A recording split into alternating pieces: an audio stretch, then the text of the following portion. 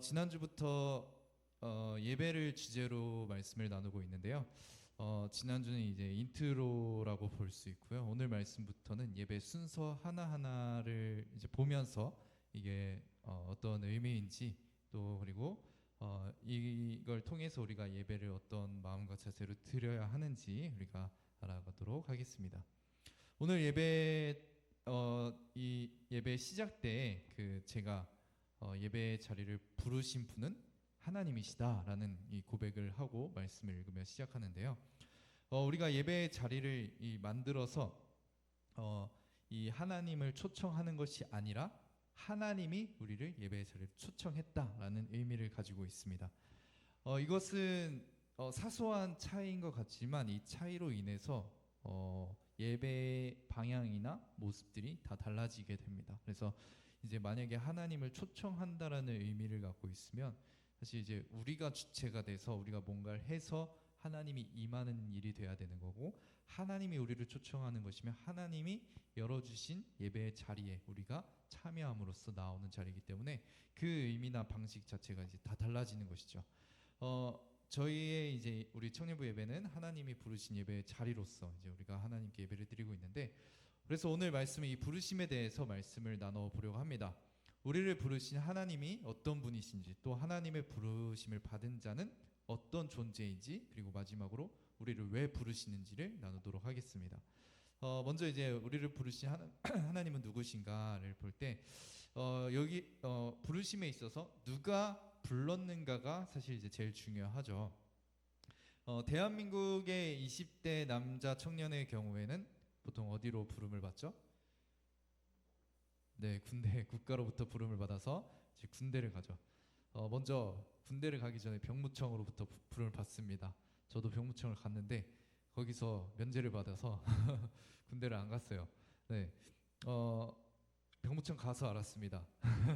그래서 제가 이제 어쨌든 이 대부분의 20대 남자 청년들은 국가의 부름을 받습니다. 그것은 이제 나쁜 일이 아닌데 그런데 이제 군대에 가서 나쁜 일이 종종 일어나죠. 이제 최근에도 뭐 그런 이 기사를 본 것 같긴 한데, 국가에 이제 불러갈 때에는 다 데리고 가서 이제 거기서 다치게 되면 책임을 지지 않는 일들이 많이 있죠. 국가에서, 군대에서 그런 일들이 종종 있습니다. 그래서 이제 그로 인해서 붙은 별명이 있죠. 부를 땐 누구의 아들? 네? 부를 때는 국가의 아들. 그리고 다치면 누구 아들? 남의 아들. 이런 별명이 있습니다. 네, 그래서 약간 이 책임을 지지 않으려고 하고 이용은 하려고 하는 그런 못돼 먹은 심보가 있죠.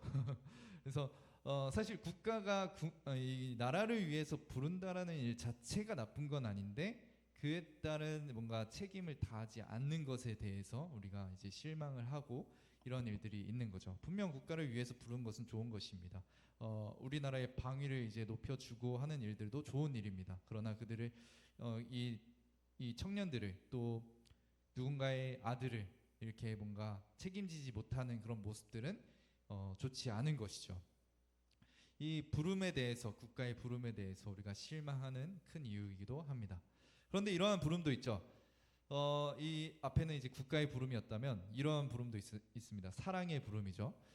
사랑하는 사람으로부터 부름을 받는 것.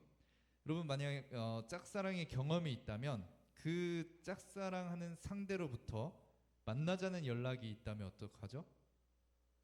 당장 튀어가야죠. 그렇죠? 네. 그 부름은 엄청난 우리에게 기쁨과 소망과 행복을 줍니다. 그죠? 짝사랑하는 상대로부터 이제 만나자는 그 부름은, 이것은 이제 하나의 이제 명령일 수 있지만, 그 명령어일 수 있지만, 근데도 불구하고 나에게 명령처럼 느껴지지 않습니다. 오히려 나에게 불편함과 뭔가 이 거부감이 들게 하는 게 아니라 오히려 기쁨과 설렘이 되어서 이제 그 부름에 즉각적으로 반응하게 되죠. 사랑하는 사람으로부터 오는 그 부름은 그렇습니다. 또 이러한 부름도 있죠. 이제 제가 그 유튜브 보면서 그 투표하는 거 있는 거 아세요? 한 질문 있고 막 이제 한 3-4개 정도 투표하는 게 있는데, 종종 그런 투표를 봤었어요. 최근에는 뭐 보지 못했는데, 뭐 예를 들면 이런 거였죠. 밥 먹자고 하는 카리나 또는 밥 먹자고 하는 이재용, 누구를 선택할 것인가? 자, 어디에 투표가 많았을까요? 네, 이재용이 압도적으로 많았습니다. 이러한 이제 관련된 투표들이 있으면 항상 이재용이 압도적이었어요. 왜 그럴까요? 이재용으로부터 오는 그 뭔가, 만약에 이재용 씨랑 친해지면 어때요? 그로부터 오는 뭔가, 조금이라도 떨어지는 뭔가가 있으면 엄청난 큰 이익을 볼 거라는 기대감이 있기 때문이죠. 그래서 이 이재용으로부터 만약에 내가 부름을 받았다, 그러면 어때요? 네, 이것도 즉각 튀어가겠죠. 이건 사랑의 부름이 아니더라도 이제 뭔가 나의 삶에 있어서, 필요에 있어서 정말 중요한 요소라 생각이 들고 튀어가게 될 것입니다. 자, 여러분은 하나님의 그 부르심에 있어서 이 세 가지 중에 어떤 것으로 느껴지는지 한번 생각해 보시면 좋을 것 같아요. 자, 국가의 부르심, 혹은 사랑하는 사람으로부터의 부르심, 혹은 이재용과 같이 능력 있는 자의 부르심. 자, 여러분은 어떤 것으로 느껴지시나요? 오늘 말씀에서는 그 하나님의 나라가 가까이 왔다라고 말씀하시며 예수님께서 시몬과 안드레 그리고 그 이제 형제들을 또 부르시죠. 그래서 그들을 부르심으로써 그들을 이끌어 가십니다. 예수님께서는 하나님 나라의 주인이시죠. 주인입니다. 그래서 이 땅에 인간으로 오셔서 하나님의 나라가 이제 가까이 왔다, 하나님의 통치가 이제 임할 거다라는 것을 말씀을 하신 거예요. 선포하신 거예요. 그렇기 때문에 시몬과 안드레 또 그 두 형제를 부르신 것에 있어서 국가의 부르심보다 훨씬 더 큰 권위를 갖고 있습니다. 하나님의 나라예요. 네, 이 땅에 있는 그 어떤 나라들보다 더 높은 하나님의 나라의 주인이신 예수님이 부르신 거예요. 그러니까 국가의 권위보다 높으시죠. 그리고 당연히, 너무나도 당연히 이재용보다 훨씬 더 능력이 많으십니다. 네, 이재용 씨보다 훨씬 더 부유하시고 더 많은 능력을 갖고 계세요. 그런 분의 부름이었습니다. 그리고 또 어떻습니까? 너무나 열렬히 사랑하시는 사랑의 마음으로 부르시는 부름이었습니다.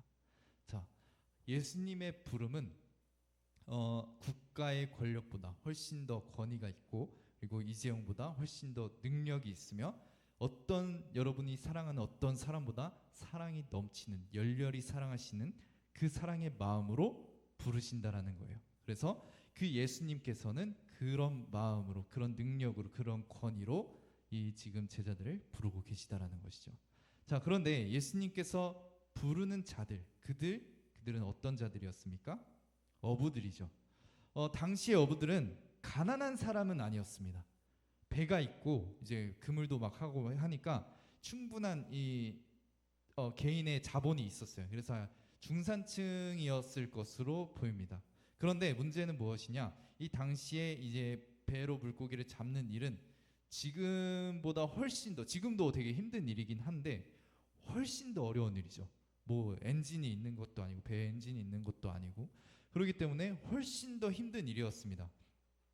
그런데 이 그 힘든 일, 고된 일, 육체적으로 노동에 시달리는 일을 하면서도 이 버는 돈이 그냥 수익이 완전히 되지 못했어요. 그 당시에 로마 정권이었기 때문에 로마 정권은 굉장히 약간 압제적이었습니다. 그래서 굉장히 많은 세금을 걷어갔기 때문에 이 중산층의 사람들 모두가 조금 힘들었을 거예요.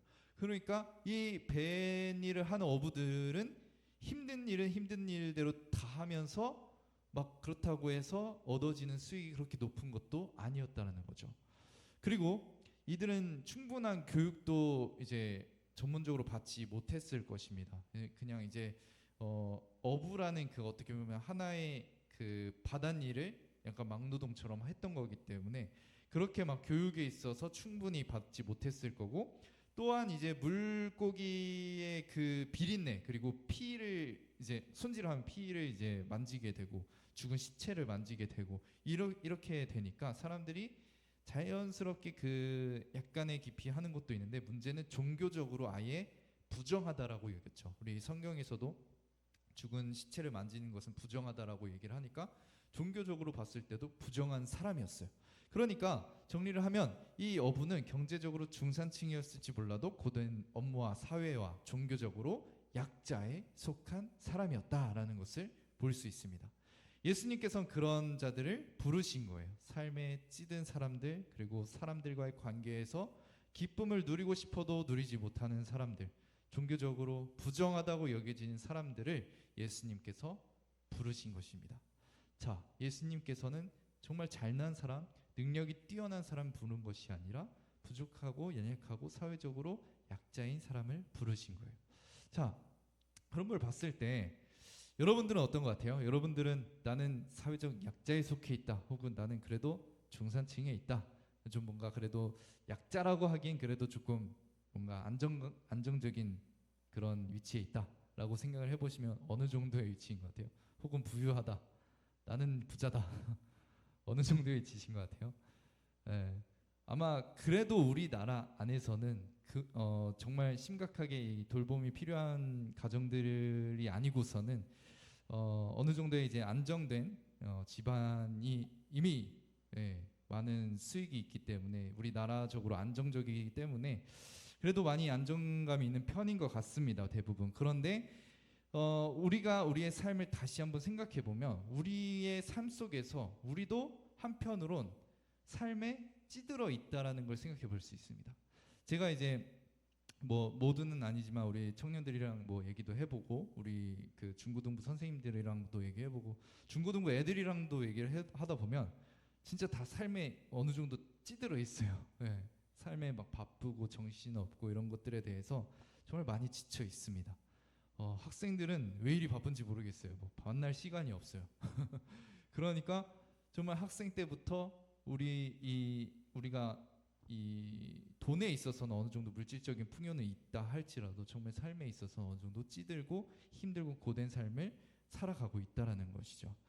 또 관계에 있어서는 또 어떻죠? 사람들과 관계 물론 어느 정도 다 잘 지냅니다. 이런 관계성도 사실 자연스럽게 높아진 것 같아요. 치열하게 살아가면서 사회 안에서 살아남기 위해서 겸손하진 않지만 겸손한 척을 할 수 있게 되는 능력을 갖추게 되었습니다. 그러다 보니까 어느 정도 관계를 이룬 것 같지만 정작 우리 마음 깊은 곳에는 진정한 관계, 정말 진정한 우정, 진정한 나의 마음을 나누고 싶어하는 그런 관계, 친구를 만나고 싶어하는 갈망이 우리 안에 있죠. 영적으로는 더욱더 그렇습니다. 영적으로는 어떻죠?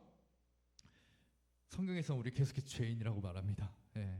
성경에서는 이 어부들만이 아니라 모든 사람들이 죄인이다, 하나님 앞에 설 수 없다라는 것을 계속해서 말하고 있죠. 그런 사람들, 그런 연약한 자들을 예수님께서 부르신 것입니다. 자, 지금 유명한 노래가 있죠. 그 악뮤의 그 소문의 낙원, 혹시 아시나요? 네, 그 이런 가사가 있죠. 지치고 힘든 나그네여. 네, 그 이 노래에 많은 사람들이 위로를 받고 있더라고요. 그만큼 지금 시대 속에서 살아가는 사람들이 많이 지쳐 있고 힘들다라는 것, 그리고 진정한 위로와 쉼을 바라고 있다라는 것입니다. 그리고 하나님께서는, 지금 예수님께서는 그런 자들을 부르고 계셨다라는 것이죠. 하나님께서 여유가 되고 능력이 많은 사람들을 부른 것이 아니었습니다. 사실 우리가 실리를 따지는 우리의 입장에서는 하나님께서 그렇게 하시는 게 비효율적이다라고 생각이 들 수밖에 없어요. 왜냐면은 좀 능력이 많고 부유하고 막 진짜 교육도 많이 받아서 막 말도 잘하고 이런 사람이면은 그런 사람들 듣고 딱 제자 삼으면 금방 잘 세워져서 부유함으로 누군가를 베풀고 막 말 잘하는 능력으로 누군가를 가르치고 설교하고 이런 일들을 잘할 수 있으니까 그런 사람들을 데리고 가는 게 효율적으로 느껴지는데, 하나님께서는, 예수님께서는 그렇게 하지 않으시고 오히려 약한 자들, 뭔가 정말 부족한 사람들을 데리고 가셨다라는 거죠. 왜 그렇다면 하나님께서는 왜 그들을 부르셨을까요? 하나님이 우리를 부르신 이유인데, 오늘 말씀에 따르면 사람을 낚는 어부가 되게 하려 하신다고 부르셨다라고 합니다. 이제는 금을 던지는 자가 아니라 예수 그리스도를 전하는 자가 되게 하려고 부르신 거예요. 하나님의 말씀이신 예수 그리스도를 전하는 자로서 이제 부르신 것입니다. 그래서 초대교회가 세워질 때 이 지금 불러진 제자들은 나중에 그 교회 안에서 예배를 이끌어가고 설교를 전하는 설교자가 되었습니다. 그런데 이 이 과정에서 정말 이 사람들을 하나님께서는 정말 능력이 많다라고 세운 것이 아니라 연약함에도 불구하고 그들을 세워 가셨던 것이죠. 하나님께서는 인간의 능력을 이들을 통해서 하나님의 일을 할 것을 기대하셨지만 정작 이들의 능력 자체를 보시고 이들의 능력을 필요로 한 것이 아니었습니다. 그들이 하나님 부르심에 나오는 것, 하나님께 나오는 것을 원하셨습니다. 그러니까 그들 자체가, 그 연약한 자들 자체가 그들이 변화돼 가지고 뭔가를 잘 해내가 그 능력을 잘 활용해서 사용되길 바라셔서가 아니라 이들 자체가 하나님께 나오는 것, 그리고 하나님과의 관계를 누리면서 그 하나님을 전하는 것을 하나님께서 원하셨다라는 거예요. 지금 우리로 따지면 하나님께서는 예배의 자리로 부르신 것입니다. 하나님과의 관계를 누리게 하려고, 우리의 어떤 능력을 원해서가 아니라 하나님과의 관계를 맺게 하려고 예배의 자리로 부르신 거였어요. 자, 하나님께서 우리들의 예배의 자리로 불러서 원하시는 게 뭐예요? 찬양을 우리가 해서 받기를 원하시는 거예요? 막 우리가 뭔가를 잘해서 우리가 헌신해서 우리의 헌금을 받기 위해서. 하나님이 가난한 분이 아니시잖아요. 네, 하나님 그런 거 다 필요 없으세요. 하나님이 예배의 자리로 우리를 부르신 것은 우리의 어떤 헌신을 원해서가 아니라 그냥 우리 자체를 원해서 우리를 부르신 거예요. 그렇게 하나님께서 예배의 자리로 또 이 제자들을 부르신 것입니다. 그래서 나와 함께 하자, 나와 함께 살아가자. 그래서 이 제자들은 실제로 예수님과 함께 먹고 자고 삶을 살아갔죠. 하나님께서 예배의 자리로 저와 여러분들을 부르신 것도 이겁니다. 함께 사랑하며 즐거운 시간을 보내자. 마치 연인과 같은 그런 부름입니다. 나와 함께 사랑하자. 나와 함께 데이트하자. 나와 함께 시간을 보내자. 그러니까 그렇게 하나님께서 그것을 원하시고 그렇게 부르셨다라는 것입니다. 하나님을 예배하러 나온 시간은 하나님과 함께하는 것, 또 하나님과 사랑을 나누는 것, 그 하나님과 즐거운 시간을 누리기 위해서 예배에 나온 것입니다. 우리가 지난주에 말씀을 나눴던 것처럼 그 지난주에 하나님의 계시, 그러니까 하나님의 놀라운 그 은혜에 따라서 우리가 감사함으로 반응한다. 결국에 하나님이 주시고 우리가 받는 관계 속에서 사랑을 누리는 거예요. 그걸 하나님께서 원하셨던 것입니다. 그런데 중요한 것은 하나님께서 우리의 헌신이나 헌금은 그렇게 원하지 않더라도 우리가 하나님을 향한 사랑만큼은 가장 크길 원하세요. 네, 우리의 마음, 우리가 하나님을 향한 마음이 다른 것보다 가장 크길 원합니다. 오늘 말씀에서도 시몬과 안드레가 무엇을 버려두고 예수님을 따르죠? 그물이죠. 자기의 삶의 그 직장입니다. 직장의 삶을 버려두고 따라와갑니다. 그리고 이후에 세베대의 아들 야고보와 요한은 어떻죠? 누구를 버려두죠? 세베대와 품꾼들, 그러니까 아버지를 버려두고 갑니다. 그러니까 이제 집을 떠나는 거예요. 자, 그런데 이 말씀을 듣다 보면 그러면 직장도 버려야 되고 가족도 버리고 예수님 따라야 되나 이렇게 생각할 수 있는데 성경에서 말하는 것은 그건 아닙니다. 우리는 성경 전체를 통해서 이 말씀을 봐야 되는데 성경에서는 이런 계명도 있죠. 우리 5계명 뭔지 아세요? 5계명, 5번째 계명 뭔지 아세요? 네, 내 부모를 공경하라. 네, 정말 잘 아시네요. 우리 부모를 공경하라는 말씀이 있는데 여기에서는 부모를 버려두고 예수님을 따르죠. 자, 이게 달라 보이지만 여기에서 하나님께서, 예수님께서 가장 보여주신 게 무엇이냐면 부모를 공경하는 것, 그리고 직장 일을 하는 것 중요하다. 그런데 그 어떤 것보다 내가 더 중요하다라는 것을 보여주시는 거예요. 그래서 예수님께서는 그 모든 것보다 그런 것들을 다 잘 해야 되지만 그런 것보다 예수님을 따라가는 것, 예수님께 나아오는 것이 가장 중요하다라는 것을 보여주고 있습니다. 그렇게 이제 여러분들 그 혹시 이 또 하나의 비유인데 이재용이 만약에 불러서 내가 취업을 시켜주겠다 이런다면 여러분들 지금의 직장을 내려놓고 따라갈 마음이 있으십니까? 어때요? 이재용이 나를 딱 콕 집어서 내가 너를 취업을 시켜주겠다. 그러면 따라갈 의향이 있으세요? 어때요? 저는 만약에 그냥 제가 직장인이라면 있을 것 같아요. 막 뚱딴지 같은데 던져놓을 것 같진 않고 저를 아니까 저를 택했겠죠. 그리고 제 뭔가 자리가 그 마땅한 자리가 있으니까 불렀겠죠. 그리고 다른 사람이 아니라 그냥 삼성 임직원이 아니라 이재용 씨가 정했다라면 꽤 높은 자리겠죠. 그러면은 갈만한데 싶은 거죠. 그러니까 그러니까 이재용이 취업시켜주겠다고 하면은 따라가려고 하는 마음이겠죠. 또 다른 아까 앞선 그 비유를 다시 한번 생각해 보면 만약에 이제 친구들과 함께 놀고 있는 중에 짝사랑하는 사람으로부터 만나자고 지금 당장 만나자고 연락이 왔어요. 자, 어때요? 그때 바로 튀어가겠죠. 자, 누구와 우리가 이 직장과 또 우리의 그 부모를 버려두고 간다라고 했을 때 이 무엇이 더 가치 있고 중요하니까 따라가는 겁니다. 자, 지금의 직장보다 이재용이 취업시켜준다는 것이 더 크고 중요할 것 같으니까 따라가는 거죠.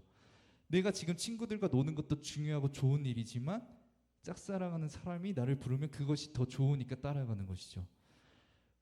예수님이 제자들을 불렀을 때도 마찬가지였어요. 자기의 직장과 자기의 부모 가정을 떠나는 것이 예수님을 따라가는 게 훨씬 더 가치 있고 중요했기 때문에 그 제자들이 따라갔던 겁니다. 튀어갔던 거예요. 하나님께서 여러분의 그 직장과 삶의 자리, 그 모든 자리도 하나님께서 부르신 자리예요. 그런데 하나님께서 명확하게 항상 부르시는 자리가 있죠. 바로 매 주일의 예배의 자리입니다.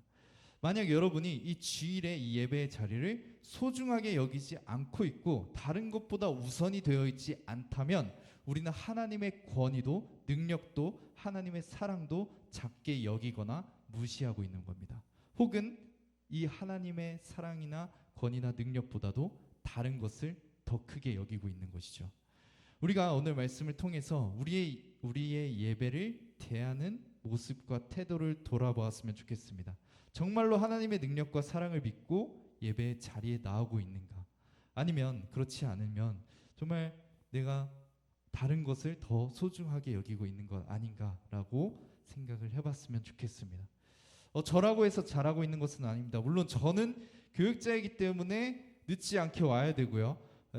뭔가 준비를 당연히 다 해야 되고요. 이런 것들이 있습니다. 그렇기 때문에 보여지는 건 여러분들보다 좀 더 나아 보일 수는 있어요. 그러나 저라고 해서 여러분들과 크게 다를 바는 없을 겁니다. 그런 저를 하나님께서는 예배의 자리로 불러주셨습니다. 나와 함께 교제하자. 나와 함께 사랑을 나누자. 내가 주는 사랑으로 진정한 쉼과 기쁨을 누려라 하고 하나님께서 저와 여러분들을 불러주고 계십니다. 겉으로 생선 냄새를 풍기기 때문에 더러운 것이 아니라 정말 우리 마음속에 썩은 냄새가 진동하는데도 불구하고 하나님께서는 저와 여러분들을 불러주신 거예요. 사람들은 그 냄새를 보고 피했지만 우리의 마음속에는 하나님 보시기에 도저히 가까이 할 수 없는 썩은 냄새가 진동하는데도 불구하고 하나님께서는 나와 함께 사랑하자, 나와 함께 교제하자, 다른 거 말고 일단 나에게 나와라 라고 고백을 하고 우리를 부르신 것입니다. 그리고 그 예배의 자리로 부르기 위해서 썩은 냄새가 나는 저와 여러분들을 예배의 자리로 부르기 위해서 하나님께서는 큰 희생이 필요했습니다. 너무나 사랑하는 아들, 마음에 더러운 것이라고는 하나도 없으며 오히려 아름다움과 향기가 넘치는 마음을 가진 예수를 부르십니다. 어디로 부르시죠? 나의 부르심으로 나와라. 그리고 네가 나의 부름에 나오게 된다면 너는 재판을 받게 될 거다. 그리고 너는 채찍을 받게 될 거다. 그리고 너는 사람들의 조롱과 비난을 받게 될 거다. 너는 나의 사랑을 받지 못하게 될 거다. 나의 오히려 진노와 저주를 받게 될 거다. 나의 부름에 나와라. 예수님을 부르는 부름이었습니다. 그래서 예수님께서는 이렇게 기도하셨죠. 마가복음 14장 36절에서 이르시되 아빠 아버지여 아버지께서는 모든 것이 가능하오니 이 잔을 내게서 옮기옵소서. 그러나 나의 원대로 마옵시고 아버지의 원대로 하옵소서. 예수님께서는 이렇게 고백한 겁니다. 아버지, 내가 그 고통을 받고 싶지 않습니다. 그러나 하나님의 부르심이라면 내가 나가겠습니다 라고 고백을 한 것입니다. 예수님께서는 정해진 고난의 자리로 부르심을 받았던 것에 순종하셨습니다. 여전히 개판으로 예배를 드리고 있는 우리가 하나님께 벌을 받지 않고 계속해서 하나님께 나오며 하나님의 사랑을 받을 수 있는 근거가 우리 안에 있는 것이 아니라 이 순종하신 예수님, 고난을 받을 것을 아시고도 순종하신 예수님이 있기 때문에 우리가 이 자리에 나와서 여전히 개판으로 하나님께 나아가고 있는데도 불구하고 하나님이 우리를 사랑해 주시고 우리를 이끌어 주고 계신 것입니다. 우리가 이 그리스도의 사랑을 생각해 봤으면 좋겠습니다. 또한 하나님의 부르심이 얼마나 크고 아름답고 정말 그 권위 있는 부르심인지 우리가 생각하면서 우리가 감사함으로 하나님께 나아갔으면 좋겠습니다. 그렇게 우리가 나아갈 때 그리스도를 생각하며 하나님의 부르심이 얼마나 아름다운 것인지 생각하며 나아갈 때 우리의 마음과 생각은 조금씩 바뀌게 될 것입니다. 더 나은 예배가 무엇인지 생각하게 될 것이고 그거를 향한 거룩의 마음과 자세와 또 힘을 다해서 그렇게 나아가게 될 것입니다. 그렇게 점점 더 하나님이 기뻐하시는 예배를 드리는 정말 그냥 예배 부르심에 나와서 앉았다 돌아가는 것이 아니라 정말 우리 또한 하나님을 기쁘게 해드리는 그런 예배를 우리가 드릴 수 있는 저와 여러분들이 되었으면 좋겠습니다. 이 시간 우리가 함께 기도하면서 나아갔으면 좋겠는데요. 우리가 이 시간 기도할 때 하나님보다 세상이나 나의 삶을 더 크게 여기고 예배의 자리를 소홀히 여겼던 우리를 용서해 달라는 마음으로 기도했으면 좋겠습니다. 그 마음에서 돌이키며 우리가 기도했으면 좋겠습니다. 내가 하나님 다른 것보다 하나님을 더 크게 여길 수 있도록 인도하여 주옵소서. 하나님의 능력이 가장 큼을 내가 믿을 수 있도록 도와주옵소서. 하나님의 사랑이 그 어떤 것보다 그 어떤 사람의 사랑보다 가장 크고 아름답다라는 것을 내가 믿고 그 사랑의 부르심에 나와서 하나님을 가장 가치 있게 여기며 하나님을 사랑하며 하나님을 예배할 수 있는 진정한 예배자가 될 수 있도록 인도하여 주시옵소서. 우리가 이 마음을 가지고 이 시간 하나님의 은혜를 구하며 함께 기도하며 나아가겠습니다.